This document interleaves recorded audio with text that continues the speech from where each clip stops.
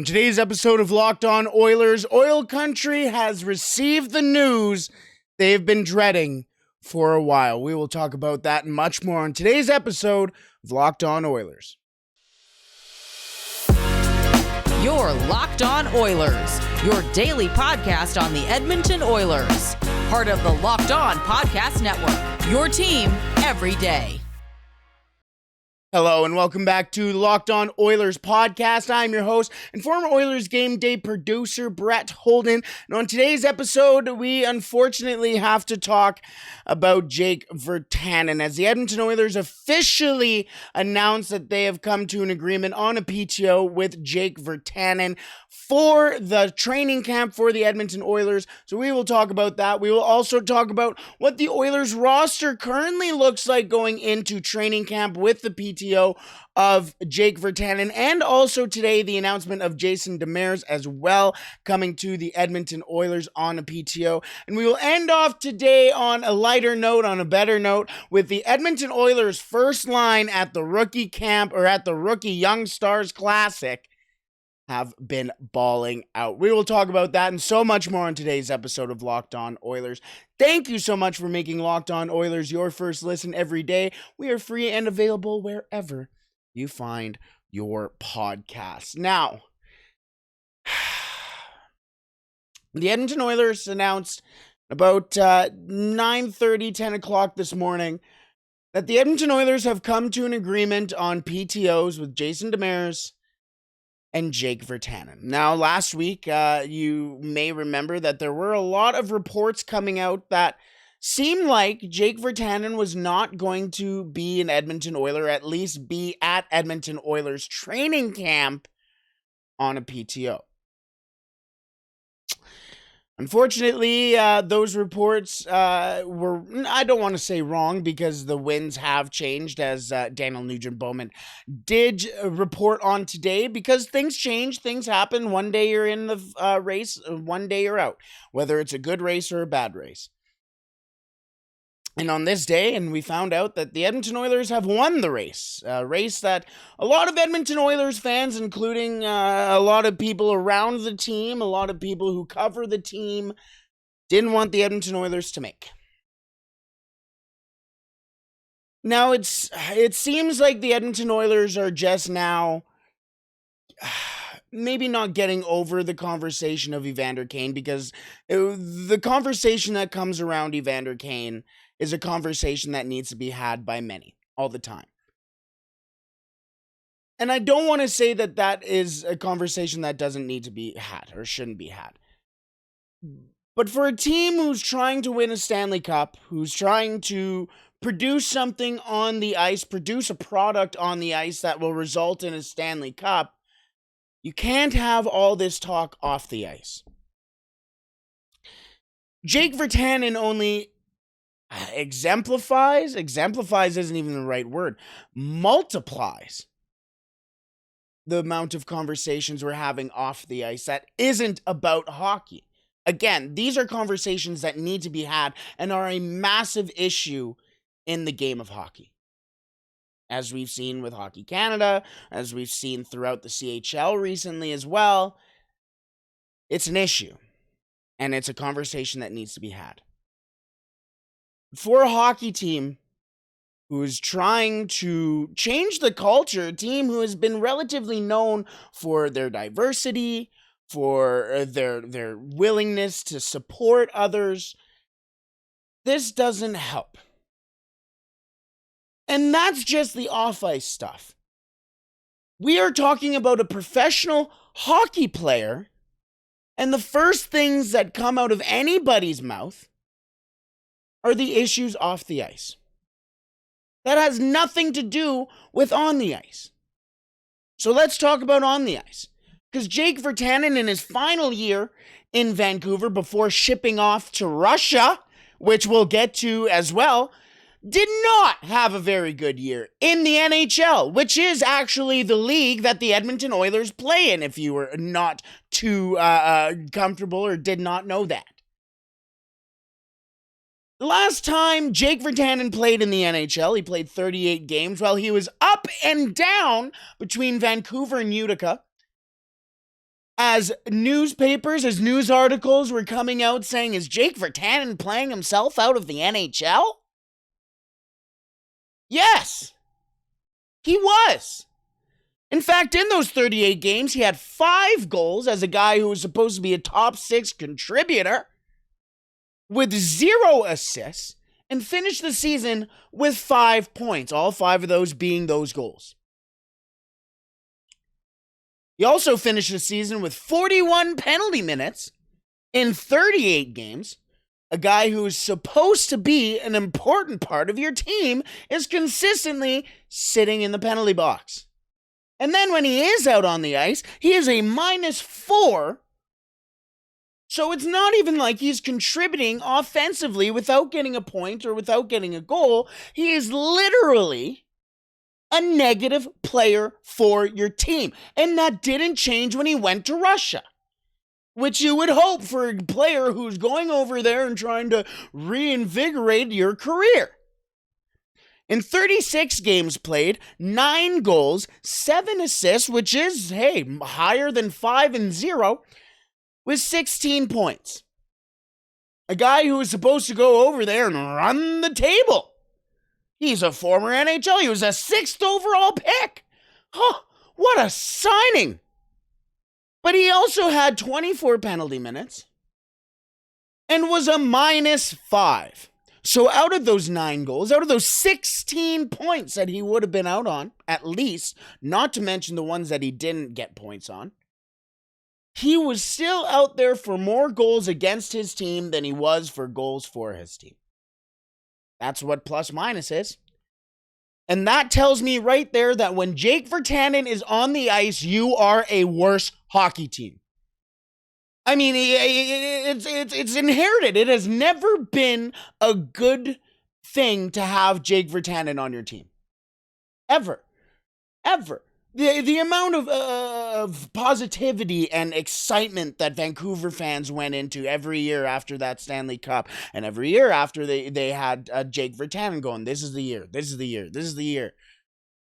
Jake Virtanen has played in the playoffs 1 time in his NHL career, and I'm going to tell you right now, it probably had a little thing to do with those 2 Swedish twins.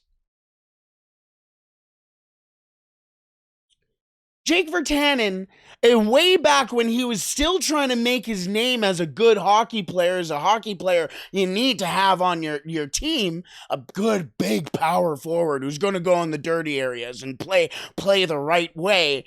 Cost Canada 2 World Junior Championships for stupid penalties.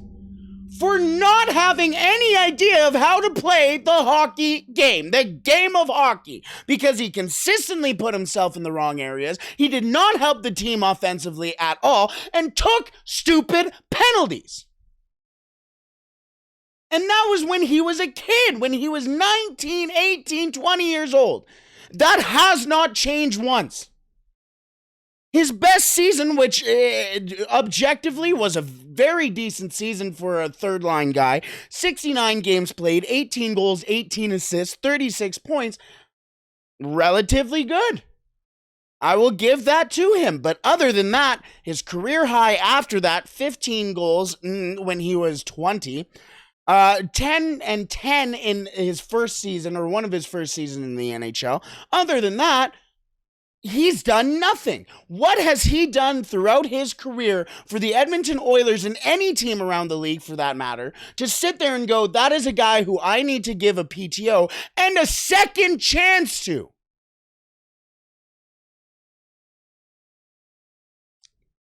It's the wrong move by the Edmonton Oilers, and when you already have issues like Warren Foegele, you haven't even signed Ryan McLeod yet. Yes, Puljujärvi is a project in itself. What are you doing? You have guys like Xavier Bourgault who should be pushing for a spot on the NHL team next year. You have guys like James Hamblin who is playing his bag off over in Penticton trying to make an impression on this team, and he has. And what do? What are the people like Seth Griffith, Tyler Benson, Devin Shore? What do all these players taking a look at a move like that say?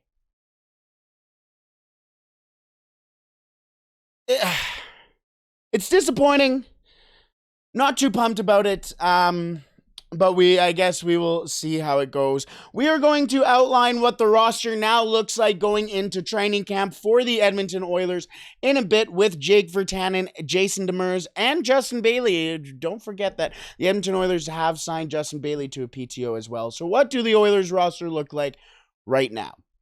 We will talk about that in just a second, but first, I want to talk to you about our partners over at BetOnline. BetOnline.net is your number one source for all of your pro and college football betting needs and sports info this season.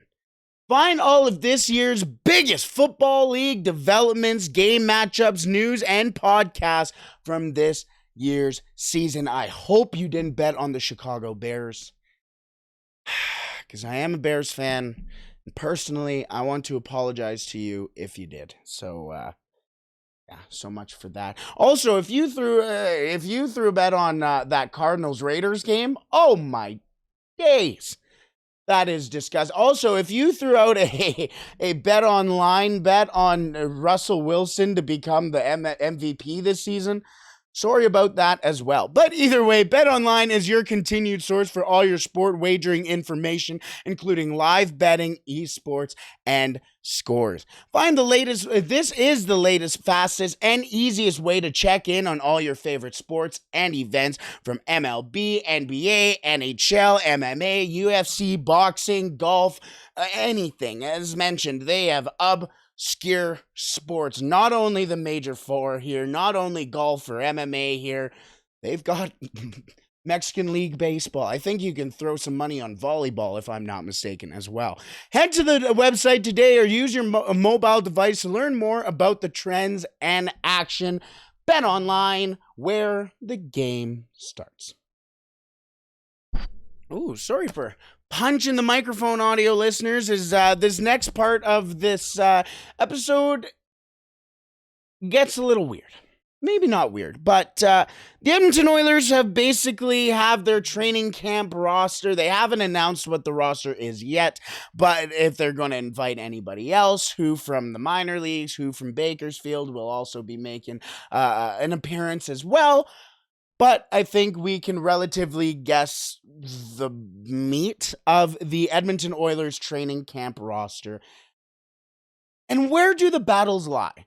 Well, as I'm going to talk about in a little bit here, I think Xavier Bourgault will be, again, one of the final cuts at Edmonton Oilers training camp this year. He has proved himself over and over and over again every time he steps on the ice ever since being drafted by the Edmonton Oilers.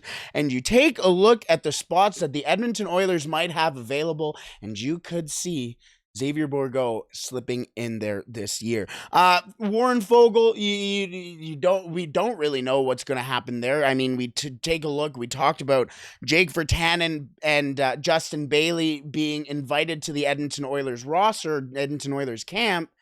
The Edmonton Oilers still have to sign Ryan McLeod as well. So here's where I think a lot of the Virtanen conversation, I guess, kind of stops. Because on the surface, you take a look, and it's not a good look. But you take a look at the Edmonton Oilers roster, and you go, okay, who does he have to beat out? Well, Evander Kane, Connor McDavid, Kyler Yamamoto, Zach Hyman, Leon Draisaitl, Ryan Nugent-Hopkins, Ryan McLeod, Jesse Puljujärvi, relatively, Matthias Janmark, they all have safe spots on the Edmonton Oilers this year.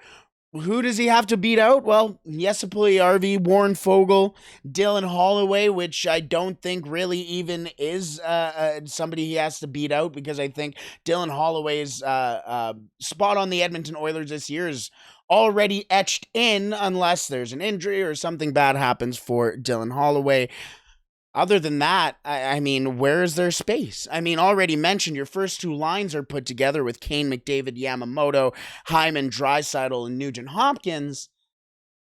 Holloway, McLeod, Puljujärvi is basically already etched in as your third line.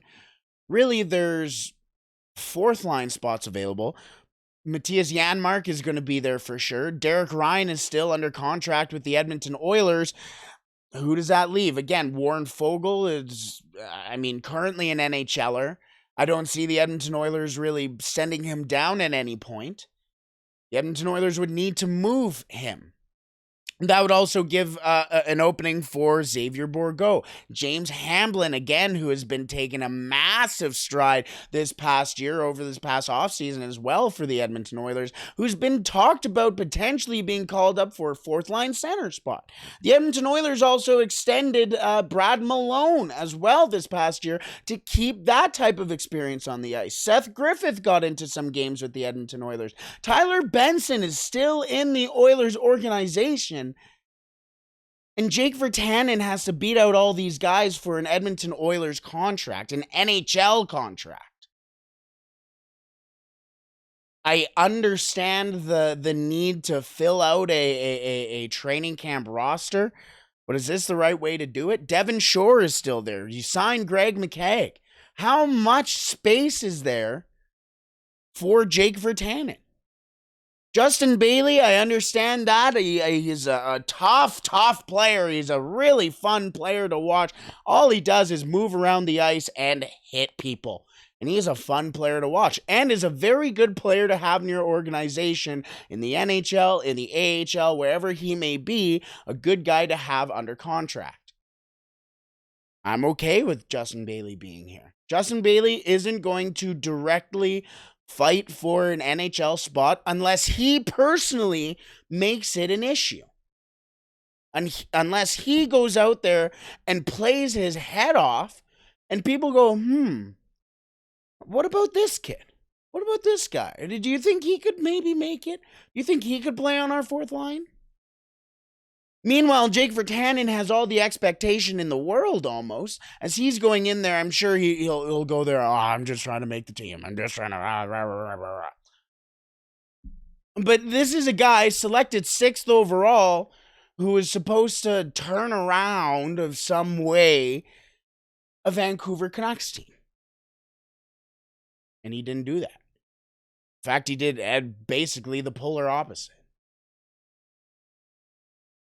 Again, James Hamblin, a guy who's making a push. There are some guys that can really make a push for the Edmonton Oilers roster over Jake Virtanen, who are already in the Oilers organization. But I don't want to spend too much time on Jake Virtanen. I've already given him too much time. Let's move to the defense, as Jason Demers is also on a PTO. A very good article came out on The Athletic. I forget who wrote it, but I apologize for that. But if you do find the time, make sure you read the piece that they have on Jason Demers, a guy who came to Edmonton on a free agent trip, wanted to see if he was going to sign in Edmonton, had a weird experience over in Russia, and now he's back here for a second chance in the NHL. Jason Demers is a guy, 34 years old, but is a guy who has consistently been a shutdown guy in the NHL. And right now, the Edmonton Oilers defense looks like Darnell Nurse, Cody Ceci, Brett Kulak, and Evan Bouchard, Philip Broberg and Tyson Barrie, Ryan Murray, and I slot in Jason Demers there just because of his experience in the NHL, but also because I take a look at these other pairings, which I think could, with the way that these pairings are placed, could actually lead to something pretty interesting and some pretty nice pairings for each team, or each player, excuse me. Next up, we have Marcus Niemalinen and Vincent Deharnay. Massive players. Both guys who really love playing against the other team's best players and punishing those players as well. Then I have Dmitry Samorukov. And Slater Cuckoo is still in the Edmonton Oilers organization, a guy who might be taking a fight for the 7th defensive position for the Edmonton Oilers, excuse me. And then finally, I have Phil Kemp and Michael Kesselring, which they have both been having a very big impact at the rookies or the Young Stars tournament in Penticton. Both big guys. I mean, I was talking about the size that they have for Michael Kesselring on the Edmonton Oilers sheet here. I had some of you commenting on YouTube saying that he is listed at 6'5" on HockeyDB. He is a big boy who can skate, move the puck. Michael Kesselring, he scored a goal in the first game of the Young Stars tournament as well. Phil Kemp has an A on his jersey. So a couple of guys who have been in the organization since 2017 and 2018 respectively, and as well are both guys who are pretty decent, big lads, and have really gotten on the right side of a lot of coaches in the Oilers organization, whether that's Woodcroft, Dave Manson, or the coaching staff down in Bakersfield right now with Coach Chalk. A lot of people really like these two guys. A couple guys to keep an eye on here this year as well, especially at training camp. And then the goaltending situation is as basically as you can expect. Jack Campbell, Stuart Skinner, Calvin Pickard, Ryan Fanti, and Olivier Rodrigue. Now, the big thing to watch for on that back end, as we've talked about, or in the crease, I should say, is the fight for the third spot, as Ryan Fanti has really been looking good every single time, really, I see him in an Oilers uniform. The Billy Morse Cup, I hear he was one of the first goaltenders in Edmonton for the informal skates. He played very well against the Winnipeg Jets, rookies as well. So both goals that he allowed, he had no chance on, really. So it'll be interesting to see if Ryan Fanti throughout either this season or in training camp can fight Calvin Pickard for that number 3 spot for the Edmonton Oilers. And plus, Calvin Pickard might play a lot of games in Bakersfield as well, so we might be able to see the dynamic between the two of them down there throughout the season. So that is where the Edmonton Oilers roster is at. Not a lot of surprises, as the Edmonton Oilers didn't really make too many moves to bring in new faces. The core from last year is all the same.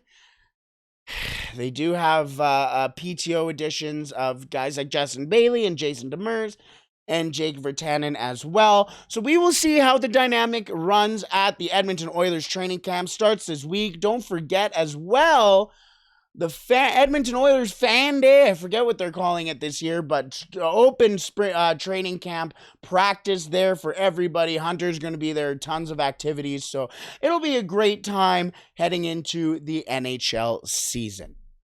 That is where we are going to call the main camp talk. We need to talk about the young stars who have been playing their minds out over in Penticton, having a great time. Such a fantastic tradition we have for that there.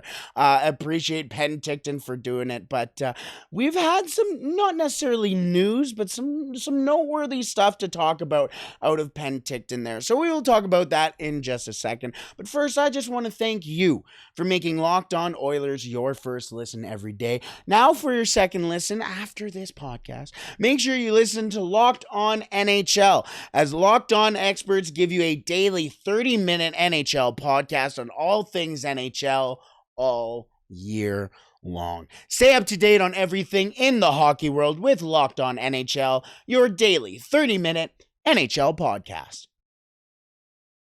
As I reach over for my final bit of notes today, as yes, the Edmonton Oilers' first line at the Young Stars tournament has been fantastic. Dylan Holloway, James Hamblin, and Xavier Bourgault have run amok in that tournament. Obviously, I do want to give a quick shout out to Philip Broberg as well, who has been a facilitating leader on that top pairing for the Edmonton Oilers, but I'm only going to talk specifically about the first line today. Shout out Broberg, you have been fantastic. But this first line of Holloway, Hamblin, and Bourgault has run the tournament so far.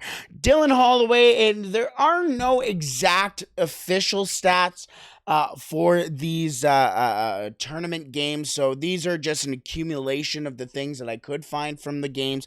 3 goals, 1 assist, 4 points for Dylan Holloway, for Dylan Holloway so far. James Hamblin, 2 goals, 2 assists, 4 points, and the quiet one of the 3, Xavier Bourgault. But that's where I want to start, is Xavier Bourgault. I've talked about just how much of a chance he really has to make the Edmonton Oilers roster. And I'm going to be 100% honest with you. I watched Xavier Bourgault in this Young Stars tournament, and he is a step above the competition.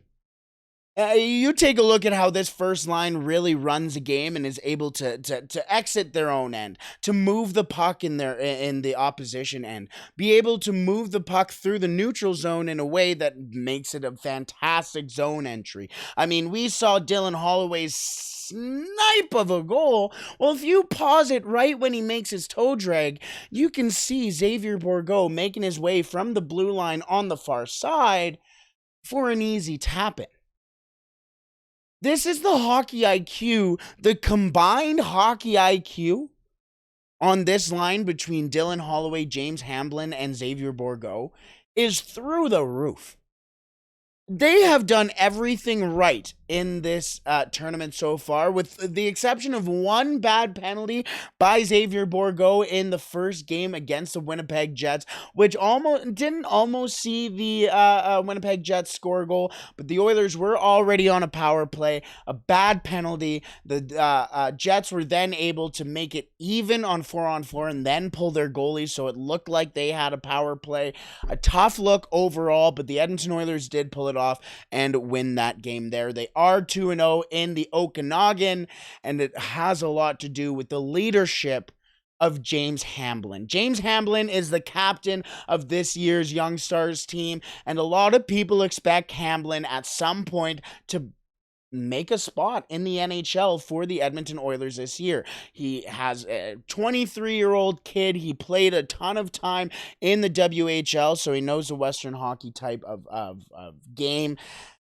And he's just been a guy who has fought his way through every step of the way. And if you watch James Hamblin, you can see him on the ice doing everything right as well.